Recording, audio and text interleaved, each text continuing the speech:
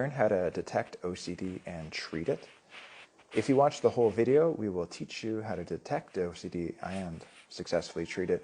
I was diagnosed with OCD and after treatment was placed in the general population after the second time, and I was diagnosed as severe. So I treated myself out of OCD diagnosis, and you can too. It's a hard time for people with OCD because it's a hard time for people without OCD. Obviously, I'm having a bit of a hard time myself. And so we've got a new guest to come on today. Let me see if I can invite you, Mike. Okay. I'm waiting for you to accept. And, oh, here we go. Hey, how are you? You're live. There we go. Good morning. Yeah, Oh, good morning. Good morning to well, you, I guess. yeah, I just realized it's 9 o'clock here, and was like 3 o'clock where you're at. Yeah, it's early enough for me. Oh, there you go. That's fun. Do you want to give a quick background into maybe who you are? My first question for you is, do you think you've had OCD your whole life? But obviously you can do a bit more of an intro than that if you want. Hmm. Okay, I mean, I could just give the basics. I'm 24, live in Florida. Uh, my OCD came on full effect probably right around the age of, I want to say around like 19, 20, give or take. That was like when it had like its full peak per se, but I mean, there were like, it's in pieces of it from I want to say 10, 12, 13-ish, like so right around like the puberty stage per se, like when you started doing that. Um, but full effect definitely around 19, 20. Is it something I had my entire life? Maybe, maybe not. I mean, as far as like reassurance seeking, I was talking to my mom a lot about it when I was like younger, and like just like, well, not like when I was younger, like as of right now, like I'd ask her like, did you catch anything? Was I doing anything like this or this or that or that? And she's like, why the hell are you asking me these questions? Like, what's going on with you? And she knows about it now, but before, like, she was like confused about it per se. Well, So, what were your first symptoms? Because I think a lot of people are interested. Like, I mean, someone else basically diagnosed me. It's hard when you're in it to notice. So I'm just wondering, oh what are yeah. your first? Uh, well, I was. It's funny. Has nothing to do with the themes I go with now, but I was a really big like germaphobe. Okay, like I'll never forget it, and I'll leave names out of it. But when I was in elementary school, there was this kid. Okay, and it really, really pissed me off. Okay, and we'll do two different stories here. The first one was this kid. He always used to pick his nose.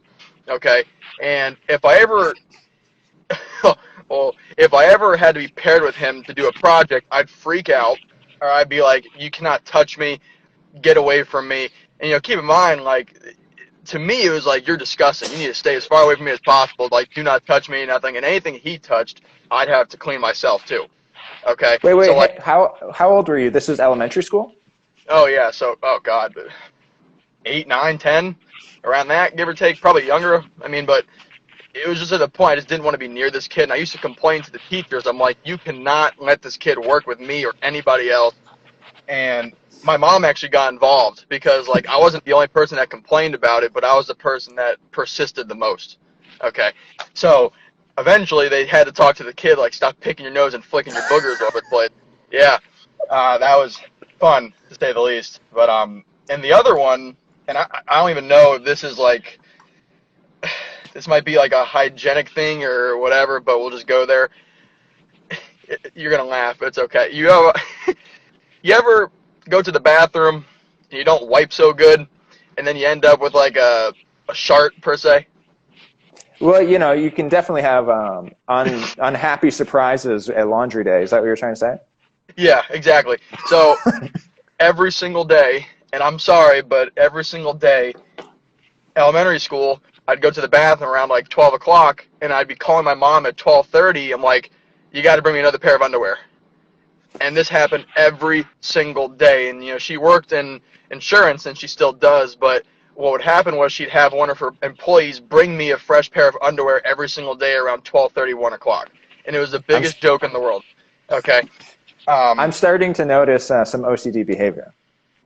Oh yeah, but the thing is though, as a kid, you don't really realize it, and there are people in here that have already seen comment, but like that a lot of people that I've talked to, it's like very shared things, not as like a kid, just kind of like as where we're at now, okay, and I was looking at the questions very carefully about what you were gonna ask me on here, and I was thinking about like every single day of like how I'm gonna answer it from the point that we were talking about it, and there are a lot of misunderstood, I don't want to word it, a lot of misunderstood themes per se, and I know you know what I'm talking about. Like you got things in taboo, whether it be, like, we'll go there, we'll just hop into it. I mean, people with POCD, which is pedophilia, HOCD, or in better terminology, sexual orientation OCD, um, incest,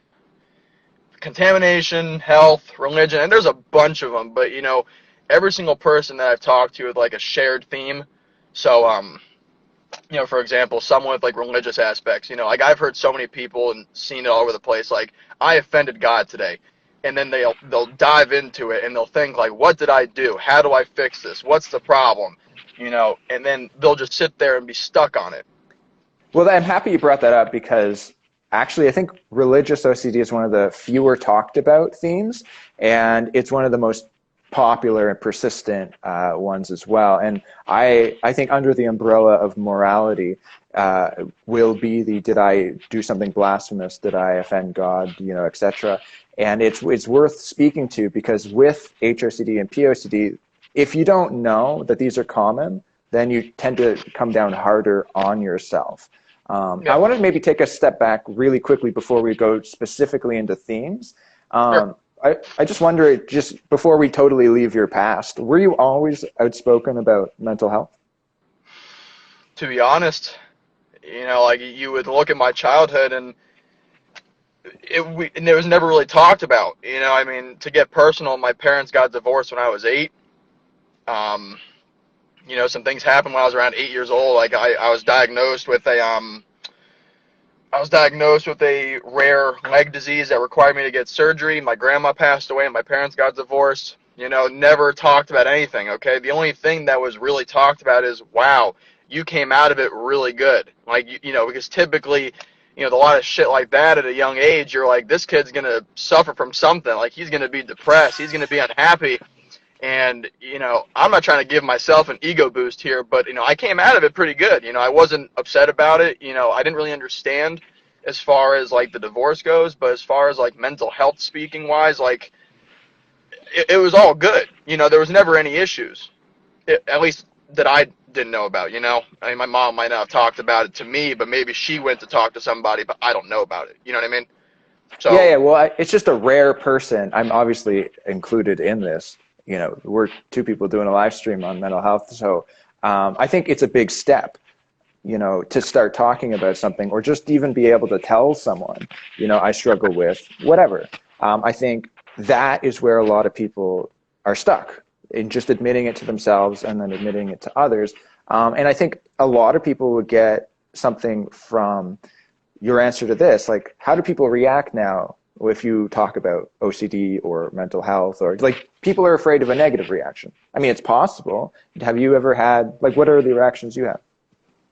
uh, reactions. Okay, so when I really first talked about it, I was 20 or 21 years old, and I was talking to my ex-girlfriend at the time with my mom. So I basically broke the news down to both of them at the same time. Um, and it wasn't anything negative, but I was a little bit concerned because it was just kind of like really hard for me to like talk about it at first. Um, but then, my current girlfriend, she's a mental health counselor, which I think is the most ironic thing in the entire world. You And lucked out. I didn't luck out, but at the same time, she's actually the reason why I'm able to talk about it so freely. So after, when her and I have been dating now, we started talking since February. So we're in January now, so we're coming up on a year of knowing each other. But she, has given me insight about like there's nothing to really be afraid of, and yeah, there's a stigma per se, but the thing is, between her and a lot of my friends that struggle too. If somebody's going to critique you or ridicule you for something that's kind of out of your hands, and why should they even be involved in the first place? Um, you know, I found that nobody cares. And it was really like a surprise because I thought people would care. I thought I'd like take heat for it somehow. But if anything, the reason we do this now is because it's super helpful and healthy to talk about just kind of what you're going through. I mean, is that what motivated you to start talking about it? uh, so internet compulsions back when I was like young 20s. I'm 24, so like around 19, 20. When I first started like seeing things about like my shit and other themes, I'm like, okay, maybe it's not as like bad per se as I thought. I mean, I'm gonna use the word bad here. It's not the right word, but I didn't think it was like as bad before. But then, it kind of made me reach out. I'm like, okay, so I can't be the only one that deals with what I got. If I'm the only person in the entire world, then I am literally a walking paradox. Okay, there's no way. So I don't know how I did it, but I just like started joining like Facebook groups, following Instagram pages like yours, for example, and just kind of came across other people, and I'm like, okay, this person seems like they understand, they get it, and then this person understands and gets it, and then this person understands and gets it. So like it kind of all kind of came in together, and I'm like, okay, I'm not the only person. I'm able to talk about it freely, no matter when, no matter how. I can say it, and regardless, I know I'm not going to get a piss poor reaction. If anything, I'm going to get like a better understanding, even though it might be a reassurance seeking it sometimes, but you get like a better understanding of it at the time. Yeah, I mean, I think what motivates you kind of motivates me and a lot of people that if you never address it, it just kind of haunts you and you feel like, am I the only one? And Yeah. then, and when you realize like, oh, there's actually like a legion of people not talking about it, it really kind of opens up. People are asking about OCD groups in Florida. Do you know of any, like either Zoom or in person? Uh, okay, so as far as like groups in Florida goes, I mean, I'm part of, you know Robert Bray, I think it's how you say his last name, Yep. right? Okay, so like he has a Facebook group. Then there's another one. It's kind of like a big OCD support group. It's not necessarily like his page, but there's a few on Facebook. I'm part of a few on Instagram and Facebook. But I mean, as far as like a Florida specific one, there, unfortunately, I don't know of any. I mean, I'm always looking out for people that are in Florida specifically. I think it'd be pretty cool to like meet someone in Florida that has it too. Like, I mean, I know some people, but like the thing is, it's like very different, or maybe they just misconstrued what it actually is, and they say they have it. I'm sure you've heard someone say before, "I'm so OCD about this. I'm Yeah, so it's about like this." people have no idea is like what it really means is like a Yeah. thousand intrusive thoughts about killing yourself a day, and they're like, "Oh, I need 5 pencils in case 4 of them break," and it's like, "What? Well, you like No. that No. just doesn't sound like it to me." No. Yeah. um, so I want to catch up with where you were earlier. You were talking about different themes. Could you just maybe list off what you started with and then what you ended up with? Like, do you see it as like a graduation process or an evolution? Do you know what I mean? A graduation process I wish I was never involved with. So younger age, it would definitely be about germs, and then like we're just gonna go for it. Whatever. Screw it. The first like one that had nothing to do with germs was about rabies. Okay, I had a dog growing up. God bless his soul up there now, but I used to think that if it was not my dog or any animal for that matter that I like would like touch or pet, I used to think I'd have rabies.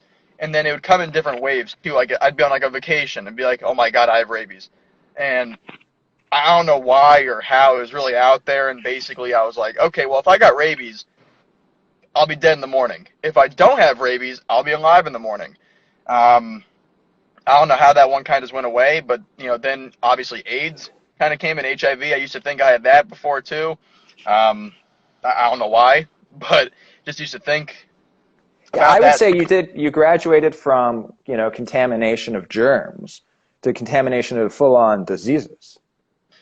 yeah, and like there like have been like slip bits of like cancer too. I mean, my family is susceptible. What I don't know the word. Susceptible. That's the word. There we go. I'm glad someone else here is educated. But I used to think I had cancer from time to time. It runs in my family, so like if like and once again, I'm just kind of like getting it all out there so everyone understands. But like like having a bump on your skin or something like that, like oh my God, what is that? And like it might not be for weeks on end, might just be for a day or 2 days or 3 days. But intrusive thought is not categorized as a thought forever. Intrusive thoughts can happen to anybody with or without OCD. Okay, people walking down the road, they want to push someone on the side of the street or in front of a car. Like that's a thought, but it doesn't mean that they have it. Does it make sense? You Yeah, yeah. understand? Well, So like, the impulse or the really intense visual yeah. intrusive thought is really hard for people. Like, I've had people come to my support groups when I was running them. They were new mothers, and their impulses, intrusive thoughts, were like harm to their children.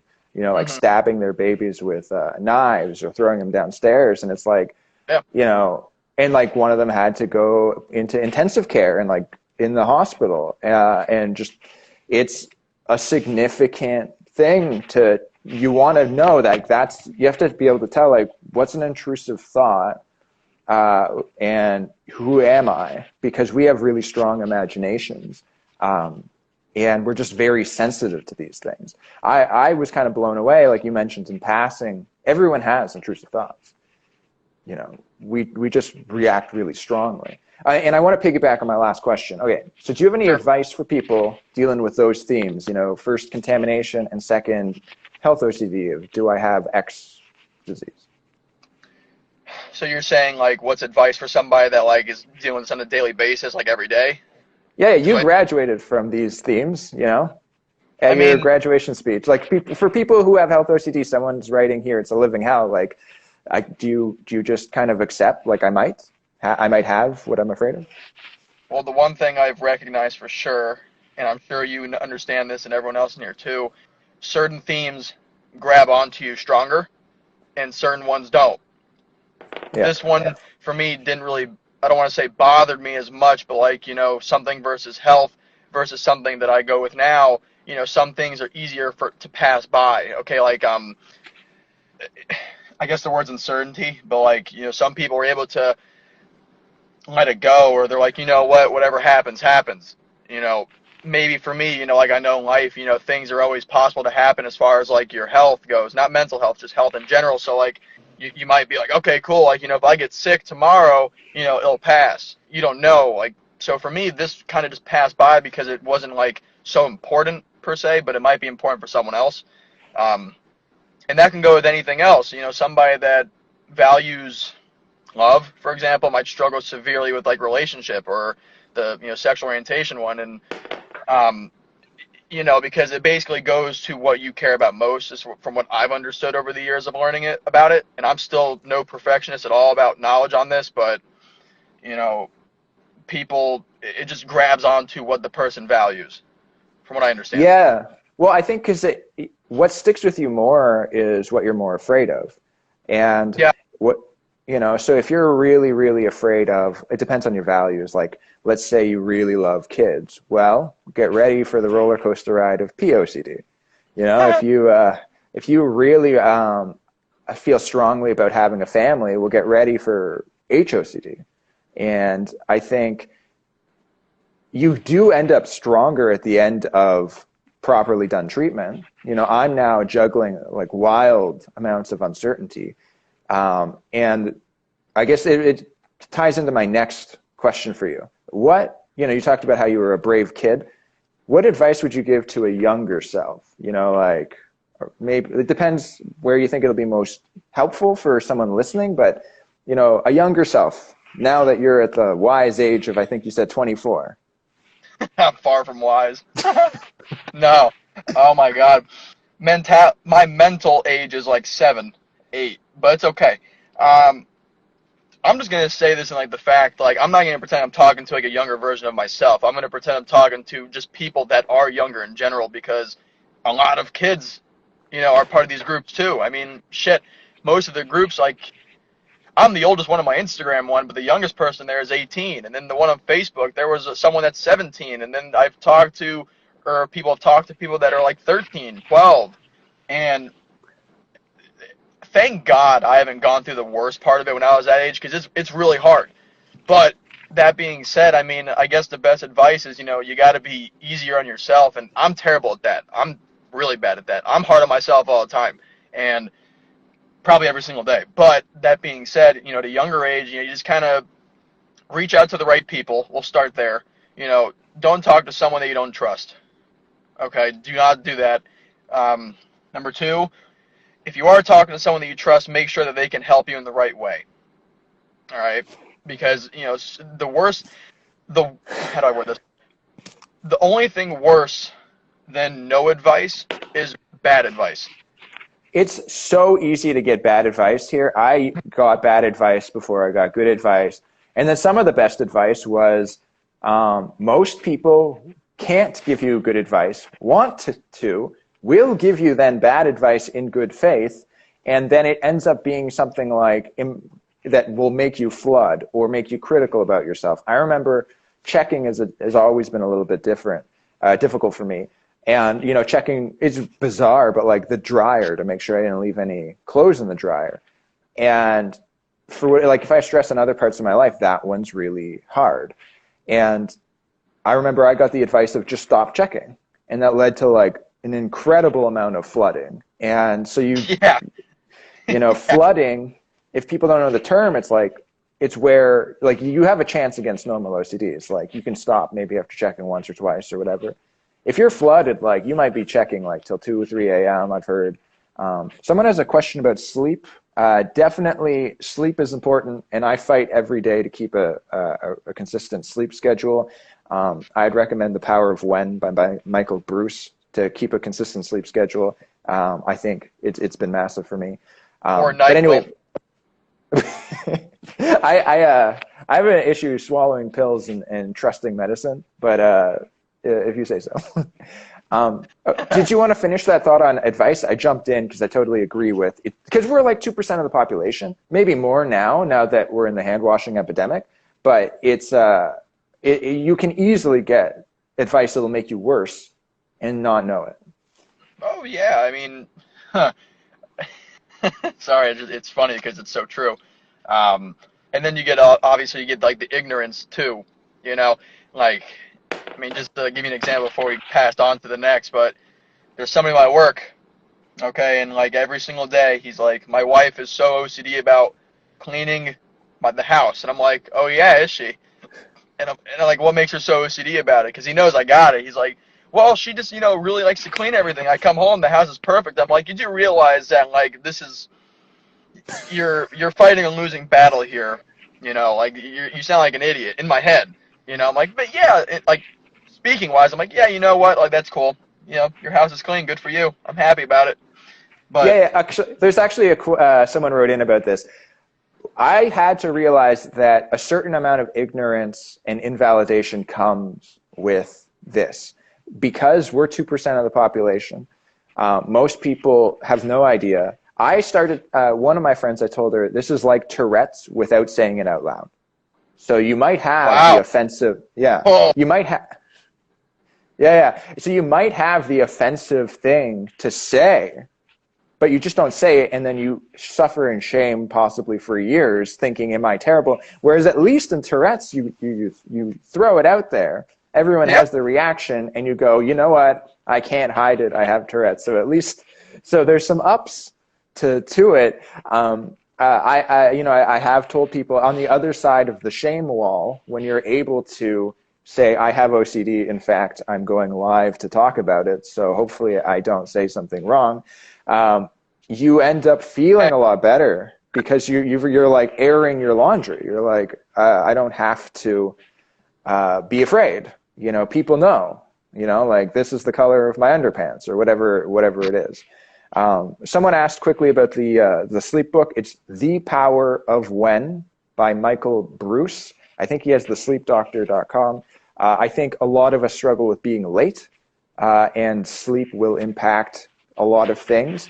I had to do a number of things recently, and being awake and conscious at 9 a.m. was very helpful. And Anyway, so that's, I don't know, did you have anything else to say at the end of advice? I guess there was so much fruit in that conversation. We went for a walk. I mean, once again, just kind of recapping, reaching out to, people that you can trust, making sure you don't get the wrong advice, and, dependent on the theme you deal with, some people might say something that is like what you don't want to hear, I mean, I've been told things I don't want to hear, and I know like friends of mine and friends of friends have been told things that they don't want to hear, and it just makes it worse, or like more doubtful, or more questions arise from it, you know. Well, on the one hand, if you wanted to be a special snowflake, like you are, like we're 2% of the population. On the other hand, it means that we, like, as far as normal exists, like we are not normal. Most people have no idea about us or what we go through because we hide it decently well. I think most people, if they let their compulsions take over their lives, like, you're not hiding it. And I think the more honest you are and open about it, like, more people have OCD than me that don't have OCD just because I've had so much work with it. Oh, someone has a panic attack question. Do you, let me just read it and then you can answer it and I'll answer it. Do you experience panic attacks? What does one do to help someone going through one? Have you, for a while I was having a panic attack like twice a day for a little while. I moved to rural Spain and like without being totally fluent and all that. It's actually a really interesting question that she asked. Personally, I actually have not had a lot of panic attacks. I could probably count it on my hands. But unfortunately, that doesn't mean that you're not dealing with it internally. I mean, a panic attack is based, at least in my eyes, we might see this differently. It's like when you've hit like your breaking point, basically, and you're just kind of like, it's going to be released physically and opposed to internally. I don't know how you feel about that. I don't know if that's the best way to put it, but that's just kind of how I view it. But I've been there, and there are times where I just kind of need to take a breather. It's happened at work a couple times. Don't know why it worked specifically. I guess because like it just wants you to like go back to your safe spot, like home, for example. So like, you're at work, you're breaking down. Okay, I got to go home. But oh yeah, that's maybe I would say that's a mild panic attack. I have it here where I mean I start to get mild symptoms when I go live sometimes. So that's why I drink water a lot because your mouth dries out. I've had pounding heart breath. Yeah, the impulse to go home where it's safe or to leave a place. I think panic attacks, you should be psychologically prepared for them to come at some point. Like now there's so much uncertainty in the world in almost every respect that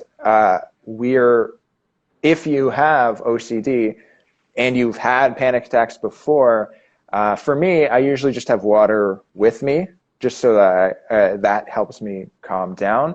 But I think as you do treatment, as you live, one of the best advice I ever got was live as if you didn't have OCD. And then you will be treated through your lifestyle. Like someone, I got the feedback of like, who moves to Spain in the coronavirus pandemic? Where are you from, by the way? You're not, yeah, where are you from? And I can't, I mean, I look Spanish apparently, because like here, like people don't have hair and beards, but I don't pass as a Spaniard at all. I can't roll my R's. I'm from Ottawa, Canada, and this account was built off. Yeah. This account was built off the success of the OCD Ottawa support group, which I helped rebuild after it almost collapsed, and it became so popular that we turned this global because this became global, and this became a global reach. And then the support group now is basically for all of Canada because there's a lack of groups for OCD. Maybe this will go to my. I don't know. Is anything else on advice? Because or are you all advised out? I mean, I could talk about advice for an hour. I could talk about all these things for hours on end. So I mean, I like what I said. If you want to throw anything in there, perfect. It's funny. I'm sorry, I'm like reading. My girlfriend put in there, Clear Fear is a good free app to help with anxiety coping skills. Have you heard of that? Clear Fear? No. That's cool. I never heard about that one either. Shit, why haven't you told me about that? But no, it's okay. When I walk back Okay, upstairs here.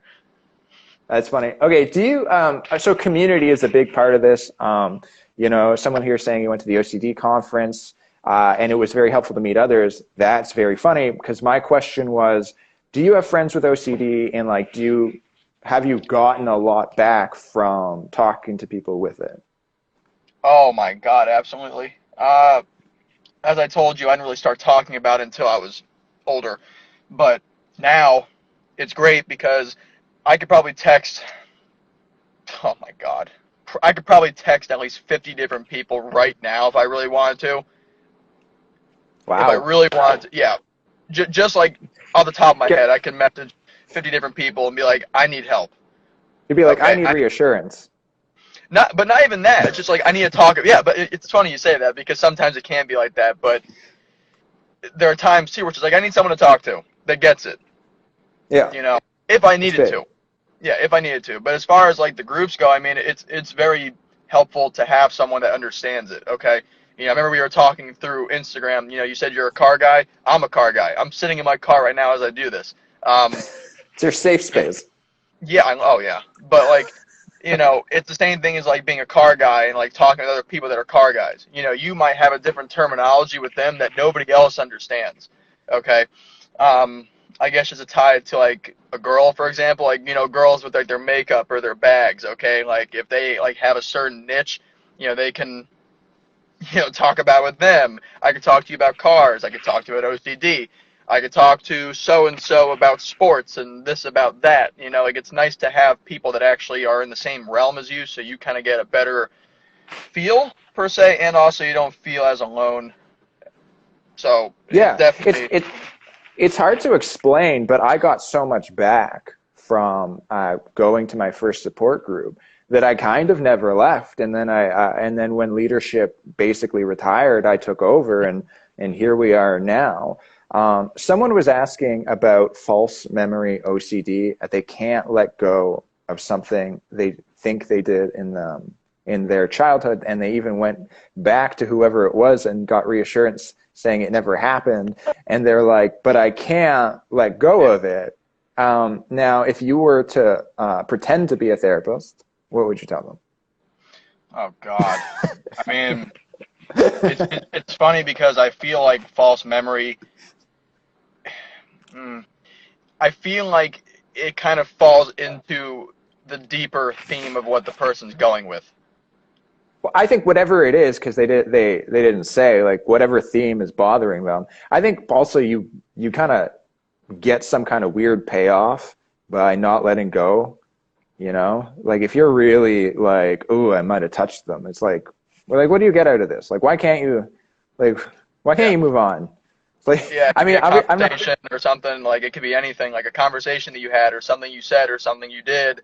And, once again, that's why I said like it connects to like whatever they're actually dealing with because I feel like it's more of a compulsion. Like they're trying to figure out something that is related to or connected to whatever it is they're actually going through at the moment. Yeah, I don't want to sound like I'm coming down hard on someone for having OCD. Like I have it as well. I would just say you're taking your incredible mind and you're allowing it to focus on like something negative when you can refocus it to something positive. Usually there's an avoidance going on in for my case. If I'm avoiding something, the easiest way to avoid it is to start compulsing and obsessing about something else. This is the core of OCD though. Like if you can't let it go, like like it's because you haven't. Like we all are trying to let like all of these things go. Hmm. Um, it's being okay with I don't know. Like Yeah. I might have, I might not have. Okay, I don't know. That's all the fake therapy we'll give for that. How has OCD impacted your work life? You mentioned it tends to, or Hmm. more than others, I guess. Oh boy, I mean, my current job, my last job, I don't want to say it's like impacted it negatively. It takes away time. Like the biggest one at work is like I'll always be washing my hands. Okay, like the bathroom is Yeah, like it's fine. It's super annoying. yeah, and like the thing is, at some points I'm like, okay, I'm gonna hold off on doing that as long as I can.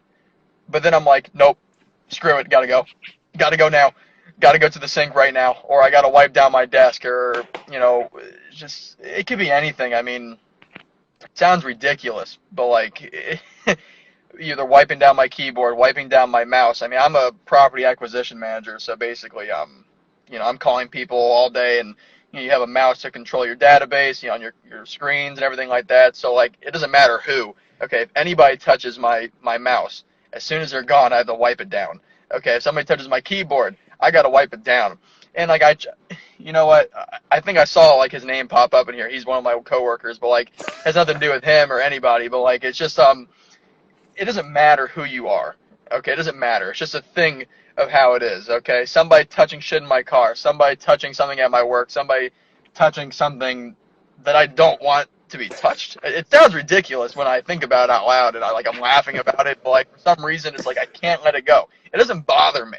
Okay, it's not like I'm sitting there like, oh my god, I'm gonna die if I don't do this. It's just kind of like for my sanity, it's like so like unconsciously like I have to do it It because would it have, becomes so like what's the yeah. word?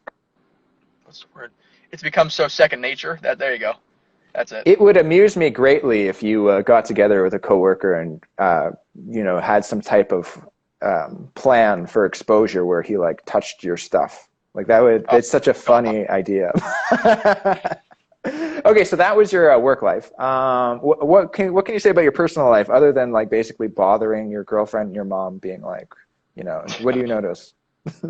Well, I don't even know if she's in here anymore, but I mean, when my girlfriend and I first met, okay, we met on Bumble. You know what Bumble is?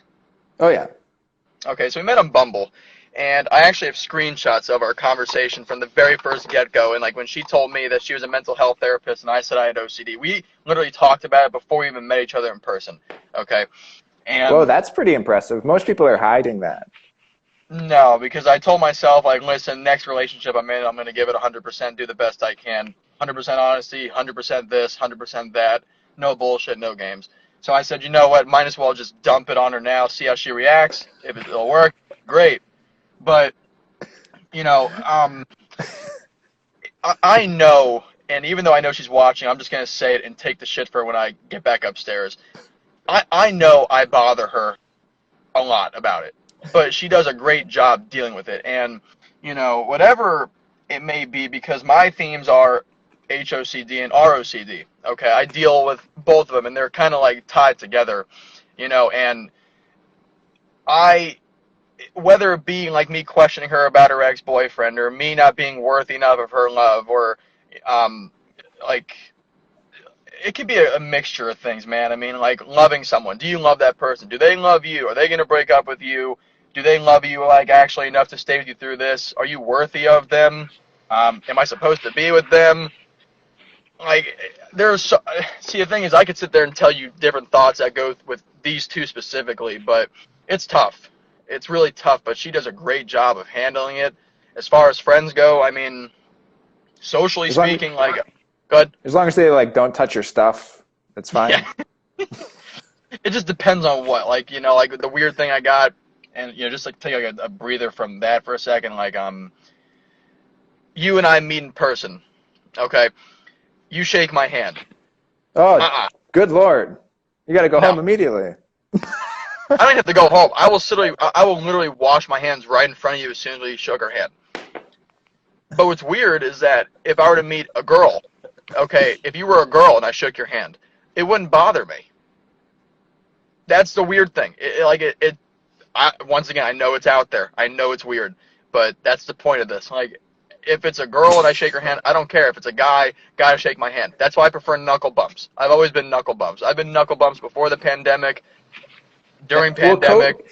so I have contamination OCD. I've just done a lot more treatment on it than other things. But yeah, someone shook my hand recently during the pandemic, and I was like, "Whoa!" Yeah, I've had two handshakes during the pandemic, and both times it was like, I was like an adrenaline hit. It was like I saw like a lion in the wild, and like I could die. And I'm not even that concerned about COVID compared to other things, just because I have so much contamination, treatment. But for whatever reason, handshaking's intense. I don't, Hmm.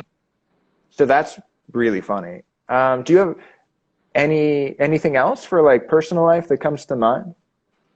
I mean, there'll be times where like I guess going out, for example, like a night on the prowl. Okay, like going downtown. Like I'm in Fort Myers, so like going downtown to Fort Myers to go hang out. Like immediately, I'm like, oh God, like what's gonna happen while I'm out there? What kind of things am I gonna see? Who am I gonna see? What's gonna happen? This, that, like germs, like it could be a bunch of stuff. Like what happens if someone hits on my girlfriend in front of me? Like how am I gonna react? Like there are good-looking people down there. Is my girlfriend gonna like get hit on by somebody? What happens if like she goes away with someone else? Like it's a What mixture if of things someone and like What if someone shakes my hand and then says hi to my girlfriend? Like, what will I do? Is that is that making fun of you a little too much, or? no, I don't care. You're fine. I make fun of myself, man.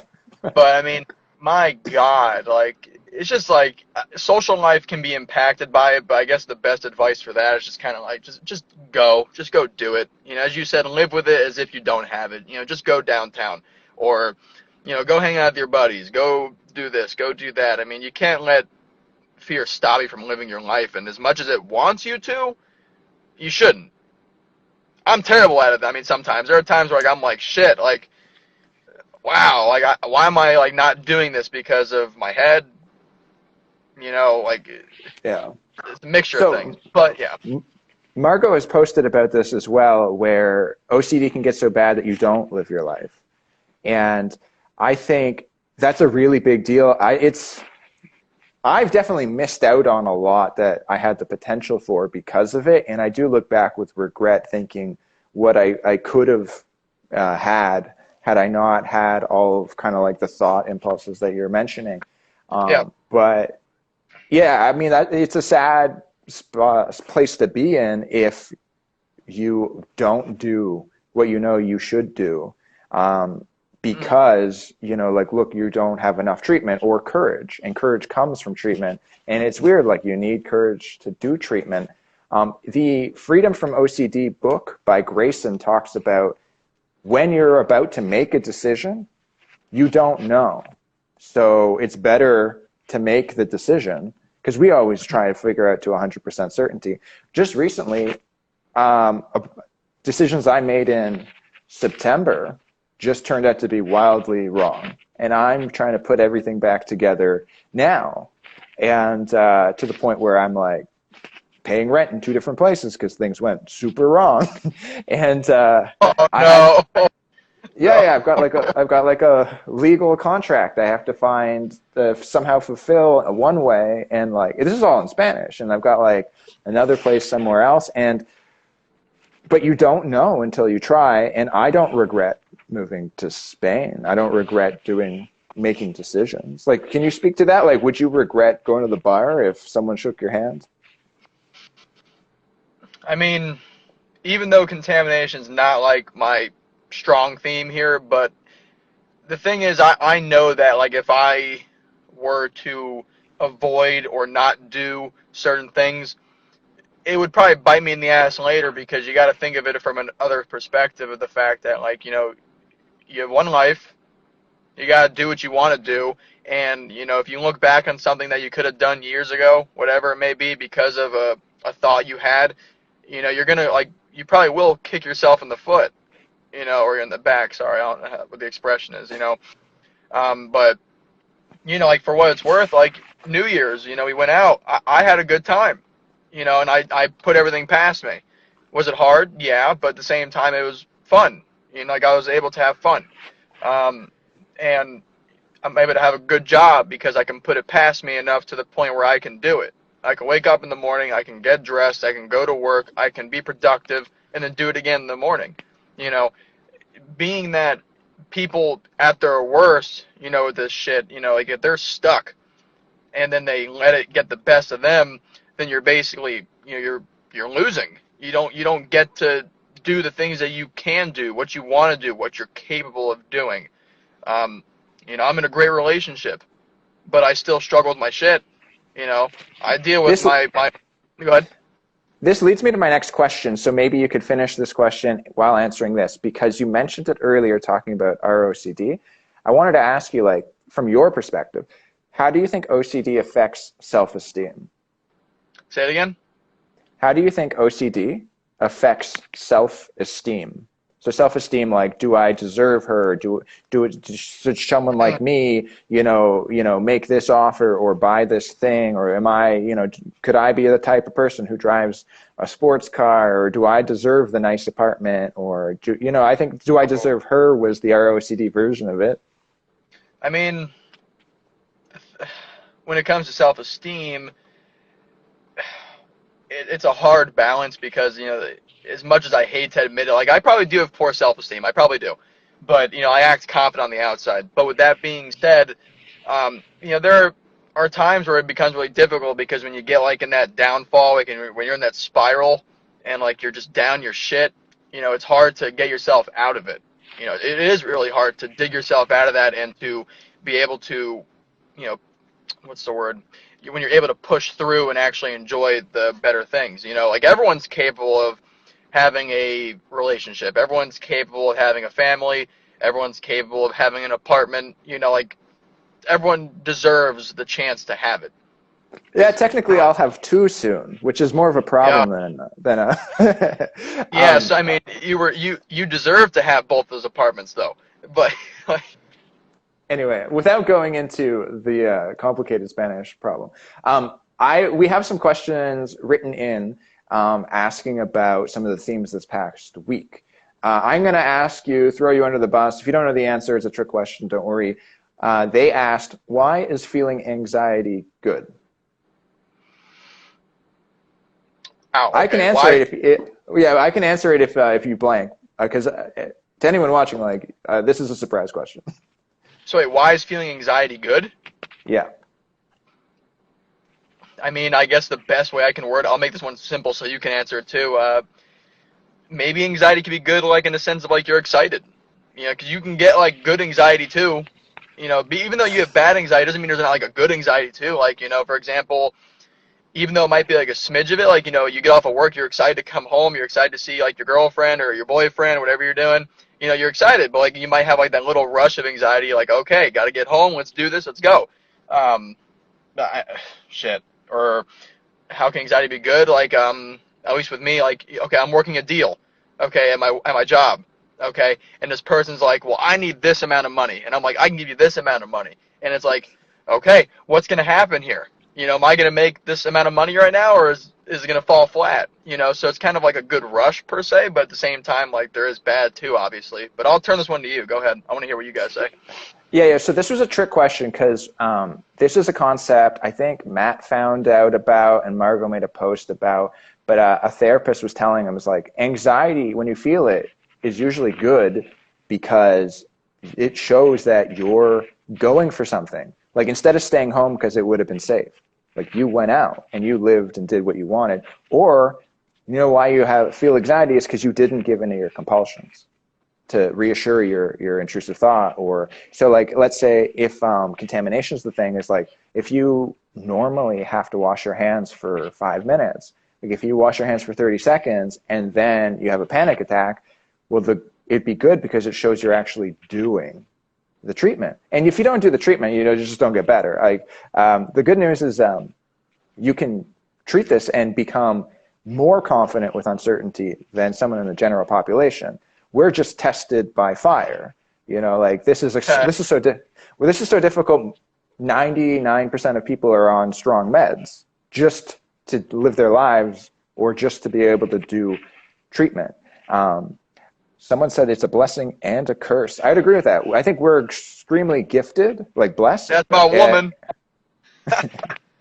I would say we're blessed with a lot of great gifts that a lot of people would really want.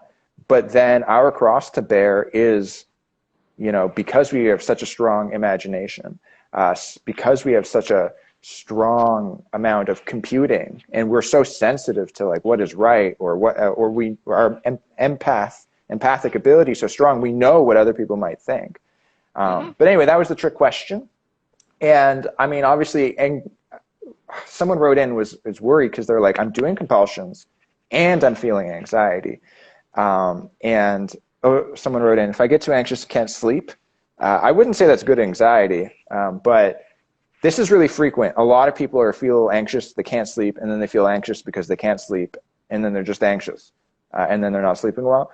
A lot of people freak out about sleeping and OCD. You're in good company there. Just do treatment. Or But if you, dreams. yeah, if you're totally given to your compulsions, your anxiety is just going to get worse. Would you agree if you have to either treat it and it gets better, or if you spiral, if you give in, like you get worse? Do you have any thoughts on it? The more you give into the said behavior or thought, the more persistent and the more it'll grow. I mean, I was telling a buddy of mine this analogy, so I'm going to go ahead and say it now, so at least I have it out there. The best way to word OCD as a whole, and I've told every single person this analogy, so hopefully you like it. Take a tree trunk, for example. Okay, actually, you know what? We'll flip the camera. You see that tree? Oh yeah. All right. So you have the trunk, and then you have all the branches off the trunk, and then you have all the leaves and all the smaller branches up top. Okay. So the trunk itself of the tree is your original thought. Okay.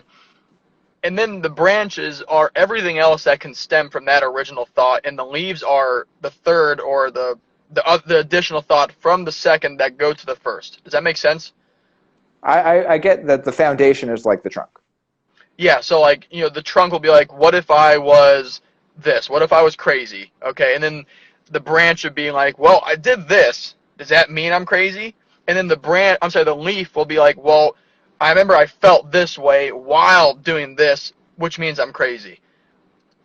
So like, the more you feed into it, the worse and progressive it can get from how I have perceived it, because I've had thoughts now that I did not have when I was 21. When I was 21, I didn't have the thoughts I had then when I was 18. So it kind of evolved over time because of, I don't want to say my ignorance, but like, being the fact that I kind of pushed it off per se. I didn't hide it, I just didn't know how to deal with it, and then it kind of evolved. So I guess like the best way to word it is like, if you're struggling and you're going through like a really rough patch, like the best thing you can do is like, once again, going back to what you asked before, you got to reach out to somebody. Sooner or later, you're going to have to do it. Because if you don't, Um, mm, yeah, a big part of why we started doing lives was because I learned, and I learned by doing, and I also learned intellectually, like you heal through relationship, through community, through other people. And I think it's weird because once you start reaching out and listening to people and talking to other people about this and with this, I was just shocked. I thought, hey, normally you heal by like, if you want to get in shape, you go to the gym. You can do that by yourself. If you want to like, be healthy, you can like eat healthy. You don't need to do that like with the group. But there's something psychologically where you need your tribe. And if you have OCD, like, yeah, doctors don't understand therapy is 175. Okay, so yeah, most therapists, most doctors, most people have no idea about OCD, and it's expensive, and that's why we made what we're doing right now. I think, and it's easy to pay $200 an hour and get bad advice from a therapist. And oh yeah, yeah, and oh it's yeah. yeah, you can get like professional advice that's wrong and like hurtful. And we're already in an unbelievable amount of pain. So like it's just too painful to make a mistake when it comes to healing. I was just shocked. Like you heal through, we've never spoken before. We took a bit of a risk doing a live mental health thing. But it's just shocking to me. Can you talk about like how you experience this? Like you heal through relationship about talking about this. You didn't like exactly, I'm guessing, like take a pill and you were done. So once again, like when I got the courage to talk about it to whoever, and whenever. I'm sorry, to talk about to whoever, whenever. It kind of made me feel like less bad about it. Like for example, like I know I could talk to my girlfriend about anything. Okay, and it feels great. Do I feel weird talking to her about stuff? Sure. But at the same time, like it feels good I'm able to do that. I know I can talk to you about it because I know you understand it, you get it. Okay, well I think you feel differently about me? Yeah. But at the same time, like, I'm able to push past it because I know you get it. When it comes to people that do not get it, that's where it kind of gets a little bit stressful. And going back to like the therapy, um, I'm just to give you a couple of examples. People that struggle with like the sexual orientation OCD or relationship OCD, the therapist, if they don't understand, they can give you really bad advice. So, like with a relationship theme, they might be like, well, maybe you shouldn't be with her, or maybe you shouldn't be with him. And that's exactly what you don't want to hear. Um, as far as sexual orientation, oh, maybe you are this, okay, or maybe you are attracted to that person, or whatever it may be. And that could be, and I'm just giving you the two themes because I see it a lot in all the Facebook groups too. Um, that could be really scary to somebody that is going through it, and the other people that don't understand it giving the wrong or bad advice. It hurts them. Not only does it hurt them, but like it makes them even more lost in their own head. Um, but that's why it's difficult to, I don't want to say find a community, because it's easy to talk to people if you're comfortable enough to do it, you know. But at the same time, some people might be like really afraid of their deepest, darkest fears coming true, or it is true, and when someone else, what's the word, invalidates that by saying something contradicting to that, then it makes it even worse. That's why, like, yeah, it's good to talk to people, but it's also really hard to do it at the same time. You Yeah, know, yeah. I mean, I started calling it the shame wall just because, like, it's kind of a wall of shame, and then when you're over it, like your life can kind of start in a way. yeah. And anyway, I was just shocked about that. If anyone watching doesn't know, like you do heal through relationship. I mean, you can do as much as you can reading about it if you have the good resources. I'm gonna wrap really soon. Unless is there anything we should have covered that we didn't get to, or are you happy with your first live about OCD? I mean, I'm just trying to do my part. I mean, I'm one person out of a world with what, like 18 billion people or whatever the hell it is. I mean, the more and more of these that happen, whether between you and I or, any of the organizations out there for any kind of disorder or anything like that, there's still a lot of things that are not known about it. And unfortunately, we're just starting out. So, it takes time, and I guess to wrap it up on your side too. I mean, people that are dealing with any kind of theme, no matter what, at the end of the day, it is OCD. It doesn't matter what theme it is, and everyone like has a name to their theme specifically, but that's what it is. It's OCD. Whatever it may be. So, it's just important to, I guess, to capitalize here. Make sure you reach out to the right people. Don't get bad advice. Even though you will, try and filter it. Uh, Everyone's brave. Everyone is to be encouraged to keep on persisting, because it's not worth it just to stop and not fight anymore, because you're doing it for a reason. If it didn't bother you, you wouldn't be here anyway. Yeah, You know. yeah. I mean, what's nice is, I mean, at the end of this, if you can overcome, you end up at a way higher level than if you weren't tested. Someone has a quick last question. How can you think rationally when you're triggered? I think that's a practice. I think you Mhm. would have to, if you realize you're really triggered, like if I do a sprint, I do sprints at the gym. Um, I realize, because I'll do intervals, when I lay down on the ground to get my nervous system back to normal, like your heart takes time to slow down. So I think you would have to find a way to calm yourself down. I wouldn't try and think rationally when, in panic scenario. I think that's kind of hard. I think one, you would calm down, and then two, you would pay attention as your senses come back. Well, Well, great. Thanks. I'll add to that. Can I add to that? Yeah, yeah, go ahead. People like us, not saying that we're bad, but our disorder can alter your feelings, your emotions, your physical body, and your thinking process. So, it is kind of hard to think rationally, period. But at the same time, if you're like in a really bad spike, as you said, you gotta, kind of ground yourself back to a a better state of mind where it's easier to do it. But at the same time, like, it's kind of funny because, as I said, we're like a paradox. You can never, you can never be sitting there thinking like what you're thinking is true or false. I mean, it's hard, but at the same time, you just got to follow what what you can do, like what you think is right. Do what you think is right. But I mean, yeah, just kind of like, as you said, ground yourself first, and then, Yeah, I mean, definitely, I think as a rule of thumb, do what's right.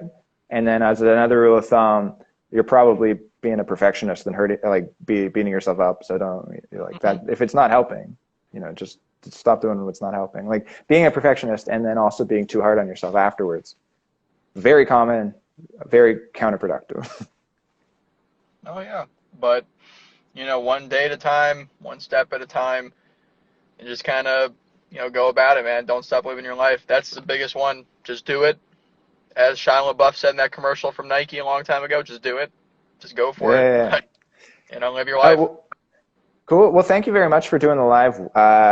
It's really cool. I think there's a lot of people with OCD, and like they need to, like they'll connect with something someone says in a different way or from a different person. So I think it was really helpful. And then for sure. to everyone listening, like obviously if you're struggling right now, you can go from being stuck in fear to being even more comfortable with uncertainty than someone in the general population. It is possible. I've done it. And then if you're looking to do treatment with people who get it, if you want to reduce your symptoms, like it's not easy and it's not super affordable, but you can send a direct message to us. And we now have a 10-session, $1,000 coaching program. So that's half the price of normal psychotherapy at $200 an hour. And on one theme, we could definitely reduce your symptoms because we know ERP, we live it, we do it. But you have to do the treatment. Maybe one last takeaway. Is treatment easy, or is it like running through like a fiery tunnel? Fiery tunnel for sure. Also, at the same time, it's hard to find someone that actually understands it. Just to kind of like, I'll make this really quick, I promise. But like, my previous therapist did not get it. Okay, I felt like I was more like explain to him what it is rather than actually being treated. That's why I stopped seeing the person. The person before that, really expensive, didn't see it going anywhere. So like, it is difficult to find the right treatment. And then when you do find the right treatment, just be ready, man, or because you're gonna be thrown into it and you're gonna be doing shit that you're like, whoa, what am I doing?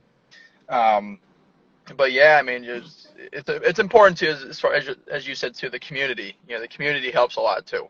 And even though they're not therapists or licensed, they might be able to give you something that you can work with.